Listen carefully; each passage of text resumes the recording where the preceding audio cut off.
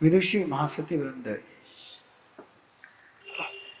तीर्थ बनने की यात्रा में यात्री बने हुए सभी श्रद्धालुगण समृद्धि के बाद समृद्धि में विस्तार न हो, समृद्धि विकसित न हो, ऐश्वर्य फैलता न चला जाए तो उसमें मजा नहीं आती है। ऐश्वर्य की प्राप्ति होती अचौर्य व्रत के पालन से, और ऐश्वर्य में जीना, समृद्धि में जीना, यह भी जरूरी होता है। समृद्धि प्राप्त होना, ऐश्वर्य प्राप्त होना एक कई बार संयोग से हो भी जाता है, लेकिन उस ऐश्वर्य में हैप्पीनेस की फीलिंग, समृद्धि का एहसास, ये जिसके कारण से आता है, उस व्रत की चर्चा आज से आपके साथ शुरू होने जा रही है। एक ऐसा सब्जेक्ट जो जीवन का बहुत महत्वपूर्ण विषय है, एक ऐसा विषय जिस पर बात करने से प्राय हम लोग कतराते हैं, एक ऐसा विषय कि जिस पर आज यंग जनरेशन बहुत भ्रमित हो चुका है, एक ऐसा सब्जेक्ट जो जीवन की बहुत मौलिक बात है और जिस पर प्रॉपर गाइडेंस न होने के कारण से इतना सारा कुछ डार्क जोन उसके आसपास में बना हुआ है, इतना डार्क जोन, इतना संभ्रम, इतना केवोटिक सिचुएशन कि जिसके कारण से एक्सीडेंट न चाहते हुए भी हो ही जाते हैं। और वो विषय है जिसको भारतीय संस्कृति में 4 पुरुषार्थ में तीसरा स्थान दिया गया, धर्म, अर्थ, काम और मोक्ष। ये 4 पुरुषार्थ स्वीकार किए गए हैं। जीवन की, मानवीय जीवन की सर्वांगीण समीक्षा करते हुए मनुष्य के जीवन के सामने ये 4 सपने रखे गए, ये 4 ध्येय रखे गए, धर्म, अर्थ, काम और मोक्ष। इन 4 पुरुषार्थों में से जो तीसरा पुरुषार्थ है, जिसकी बहुत ये सारा संसार, पूरा देवलोक, पूरा मनुष्य जगत, पूरा पशु जगत जिस एक संज्ञा के आधार पर चलता है, उस संज्ञा का बोध होना है और उस संज्ञा की एक समझ आ जाना है और उस संज्ञा को कैसे शक्ति बनाया जा सकता है। जैसे आहार संज्ञा है और आहार संज्ञा के कारण से भूख लगती है, लेकिन भोजन करना और भोजन से शक्ति प्राप्त करना है और भोजन से अपने ध्येय की ओर यात्रा करना और भोजन में ही डूब करके मर जाना है, ये सारे जैसे आहार संज्ञा के डायमेंशन है। कुछ लोग केवल भोजन के लिए जी जाते हैं और वो खाते खाते ही मर जाते हैं। वो खाना इसलिए नहीं खाते हैं कि जीवन में प्रोग्रेस हो जाए, वो खाना इसलिए नहीं खाते हैं कि ज्ञानार्जन में, साधना में, समाधि में, शांति में यात्रा करने के लिए संबल मिले, इसलिए खाना नहीं खाते। वो केवल खाने के लिए खाना खाते हैं और ऐसा खाने के लिए जो खाना खाते हैं, सच में देखा जाए तो खाना ही उनको खा जाता है। वैसा ही पैसा है, कुछ लोग केवल पैसे के लिए पैसा कमाते हैं, कुछ लोग केवल धन के लिए धन कमाते हैं, संपत्ति के लिए संपत्ति इकट्ठा करते चले जाते हैं। वो ना संपत्ति का आनंद लेते हैं, न संपत्ति का उपभोग करते हैं, न संपत्ति के कारण से कहीं अंदर में प्रगति की यात्रा शुरू हो जाती है। ये उसी में उलझ करके रह जाते हैं, सारा कुछ उसी को केंद्र बना करके चलते हैं। बहुत सारे एग्जाम्पल पिछले साल के कई दिनों से चर्चा में रहे हुए हैं। तमिलनाडु की सीएम जयललिता, कई बार मैं वो जिंदा थी तब भी सोचता था कि कोई नहीं है, किस लिए इतना पैसा इकट्ठा कर रही है। और देखिए उसके बाद की सारी स्थितियों को देखेंगे तो क्या हालत बन गई उसकी। एक सामान्य व्यक्ति को भी जितनी शांति से अंतिम सांस लेते आती है, उतनी भी शांति उसको अंतिम समय में न मिल पाई,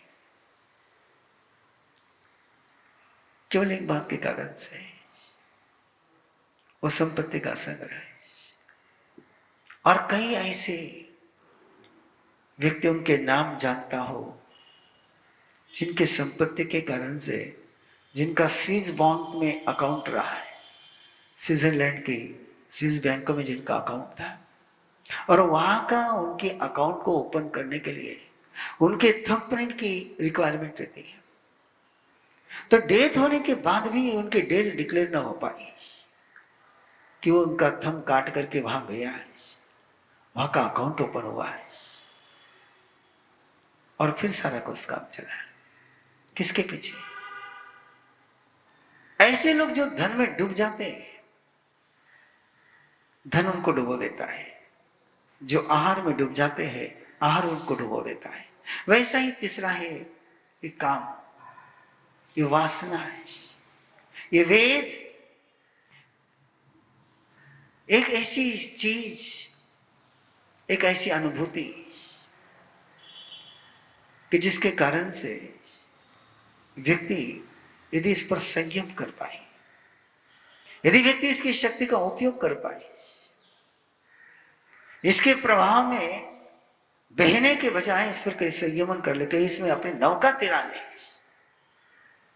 तो किनारे लग जाए और कहीं इसके भंवर में उलझ करके रह जाए, तो फिर तो उसने होना ही होना है। बड़ा नाजुक विषय है, बहुत संवेदनशील विषय है, लेकिन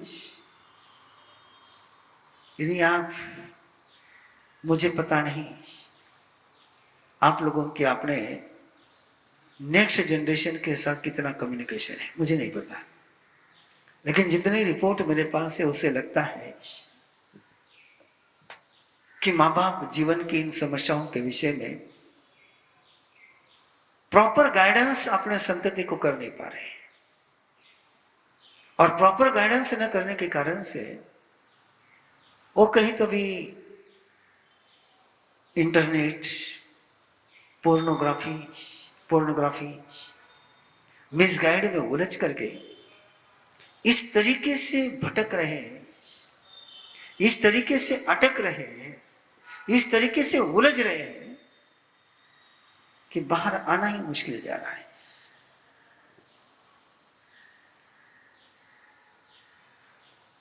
और ऐसे एक नाजुक विषय पर तीनों ही आयामों से बात करने की आज से शुरुआत कर रहे हैं। पहला इसका एक सैद्धांतिक पक्ष है, इसका तात्विक पक्ष है, इसका कार्मिक स्वरूप, इसका धार्मिक स्वरूप, इसका विकृत स्वरूप, इसका सांस्कृतिक स्वरूप, बहुत सारे आयाम है इसके, एक आयाम नहीं। आहार निद्रा भय मैथुनम च सामान्य में तो पशु भी समान है। आहार निद्रा भय और मैथुन, इन चारों के आधार पर यदि देखे जाए तो चारों ही संज्ञाएं, ये चारों ही प्रवृत्तियां पशु में भी है और इंसान में भी। आहार वो भी करते हैं, आहार इंसान भी करता है। डर इंसान को भी लगता है, डर पशुओं को भी लगता है।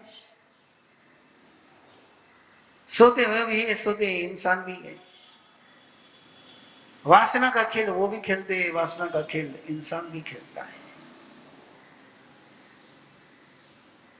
ये चारों,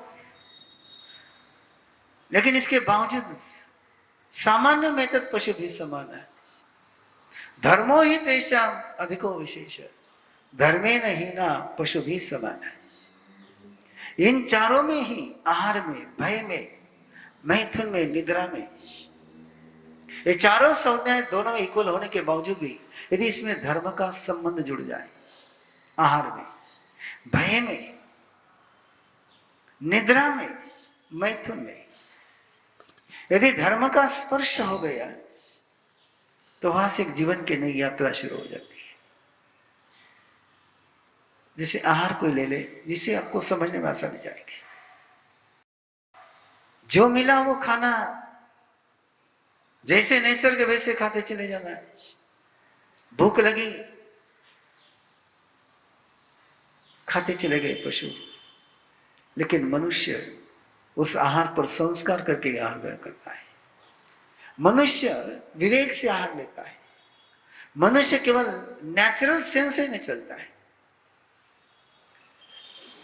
एक नैसर्गिक संज्ञा के आधार पर वो नहीं चलता। उसके साथ एक संस्कार है कि आहार करना है तो कैसे बैठना है, कैसे खाना है, कब खाना है, कितना खाना है। वो एक सोच करके खाता है, उसमें अपने बुद्धि का, अपना विवेक का उपयोग करता है। और ये विवेक के कारण से उसका आहार उसकी साधना का आधार भी बन सकता है। ये विवेक के कारण से उसका आहार केवल उसके पेट को नहीं तो उसके जीवन का भी पोषण कर सकता है। इस विवेक के कारण से उसका आहार एक उसकी साधना भी बन सकती है। और ये विवेक, इस विवेक को ही धर्म कहते हैं। विवेक ही धर्म माही है, ये विवेक ही धर्म है। और ये विवेक पशु भी नहीं हो सकता है। पशु ये विभाजन नहीं कर सकता है। पशु में क्या करना, क्या खाना, क्या नहीं खाना है, इसका एक नेचुरल सेंस हो सकता है, लेकिन एक विकसित सेंस नहीं हो सकता है, एक डेवलप्ड सेंस नहीं हो सकता है। वो एक सहज बोध के आधार पर चलता है, लेकिन एक उदात्त बोध के आधार पर नहीं चलता है, एक एक्स्ट्रा बोध के आधार पर नहीं चलता है। और एक्स्ट्रा बोध के आधार पर कोई चल सकता तो इंसान है, और वो भी उसके आधार पर नहीं चले तो उसमें और पशु में अंतर इतना ही हो सकता है कि कोई पशु बदतर नहीं हो सकता है, इंसान बदतर भी हो सकता है। यदि उसके पास धर्म का बोध रहा तो मनुष्य पशु से बेहतर बन सकता है, और ये बोध उसके पास नहीं रहा तो मनुष्य पशु से भी बदतर, घटिया बन सकता है। बोध रहा तो मनुष्य पशु से भी बढ़िया हो सकता है, और बोध नहीं रहा तो मनुष्य पशु से भी घटिया हो जाता है, बिल्कुल घटिया हो जाता है। और उसके घटिया के ये परिणाम है सारे। आहार के मामले में जैसा जैसा वो घटिया होता जा रहा है, बिना अपने पेट के, बिना अपने स्वास्थ्य की परवाह करे, केवल टेस्ट के लिए जैसे जैसे वो खाता चला जा रहा है, उसने जीवन के पोषण मूल्य की तरफ देखना भी बंद कर दिया है। उसके स्वास्थ्य के लिए क्या जरूरी है देखना भी बंद कर दिया उसने। केवल उसके मन को जो भाता है उसके आधार पर निर्णय करता चला गया है, और उसके कारण से होटल और हॉस्पिटल, इनकी संख्या दिन ब दिन बढ़ती जा रही है। ये होटल से रास्ता हॉस्पिटल तक पहुंचता है। अभी पेपर में खबर पढ़ रहा था, इस लॉकडाउन के माहौल में होटल बंद है लेकिन ऑर्डर जारी है। पहले ऐसा लगता था कि लोग घर पर नहीं रहते इसलिए होटल में जाकर खाते हैं, लेकिन अब घर में रहते हुए भी लोग होटल से मंगा करके खाते हैं, पता नहीं क्यों। और उसके पीछे इतना गंदा व्यवस्था बन गई, चाहे स्विगी हो, चाहे जोमेटो हो, चाहे जो भी तुम्हारे होम डिलीवरी करने वाले हैं, आपको पता ही नहीं चलता है कि वो डिलीवरी करते समय उनकी डिलीवरी की उस बैग में नॉन वेज और वेज साथ में रहता है। और कई बार ये एक्सीडेंट हो चुके हैं कि वेज की जगह पर नॉन वेज की पार्सल पहुंच गई। लेकिन वो एक ऐसा सोशल मीडिया का कहो, स्क्रीन का कहो, या टेस्ट का कहो, ऐसा पागलपन सवार हो गया है कि आदमी अपने स्वास्थ्य के साथ भी खिलवाड़ करता चला जा रहा है। क्योंकि वहां पर जो बनता है वो टेस्ट के लिए बनता है, स्वास्थ्य के लिए नहीं बनता है। ये इस प्रकार का जब वो घटिया बन गया है, इस घटियापन के कारण से जो बीमारियां पशु को नहीं होती है वही बीमारियां इंसान को आराम से होती चली जा रही है। ये जैसे आहार के मामले में, और वहां यदि वो विवेक लिया जाए जो आपको तीसरे व्रत की आराधना में कहा था कि उनोदरी, कोई पशु उनोदरी का नहीं सोच सकता है, लेकिन इंसान उनोदरी का सोच सकता है, और वहीं से उसकी आहार ये तपस्या बन जाती है। वैसे भय यदि पशु को डर लगा है तो पशु के सामने दो ही रास्ते रहते हैं, या तो आक्रमण करेगा या भाग करके जाएगा। दो ही उपाय उसके पास होते हैं, या तो वो अटैक करेगा या सटक जाएगा। लेकिन मनुष्य के पास एक तीसरा आयाम भी होता है। जब भय उसके सामने आता है तो भक्ति में भी जा सकता है, संवाद भी कर सकता है, समस्या का समाधान भी निकल सकता है। वो केवल भयभीत ही नहीं होता है, वो भयभीत होने के बजाय सुदर्शन बनकर के एक नए रास्ते पर भी चल सकता है। क्यों? कि उसके पास वो एक विशेष बोध आ सकता है, और ये विशेष बोध, ये विशेष सेंस, स्पेशल सेंस, ये नेचुरल नहीं होता, ये कल्चरल होता है। मनुष्य में और पशु में कोई अंतर है? कितना सा अंतर है? पशु केवल नेचुरल रह सकता है, कल्चरल नहीं हो सकता है, और इंसान कल्चरल भी हो सकता है, और कल्चरल होकर के स्पिरिचुअल भी हो सकता है, रिचुअल भी हो सकता है। यही यात्रा करने के लिए तो मनुष्य का जीवन है। मैं सारे शब्द आपके पास पहुंचा रहा हूं, इसलिए पहुंचा रहा हूं कि जो अगला महत्वपूर्ण सब्जेक्ट है उसमें सारे शब्दों का प्रयोग होने वाला है। मुझे सारे उस विषय पर जाने के पहले उस विषय की सारी डिक्शनरी तुम्हारे पास पहुंचानी है। नेचुरल, कल्चरल, रिचुअल और स्पिरिचुअल,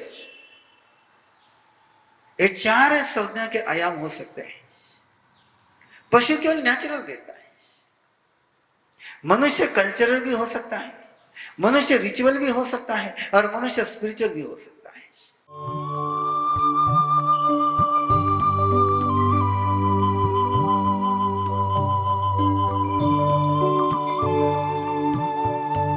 इस कार्यक्रम के पुण्यार्जक हैं श्री दीपचंद जी, श्री सुनील जी, श्री सुजीत जी, श्री सूरज जी पारक, पूना दाल एंड बेसन मिल्स, पुणे।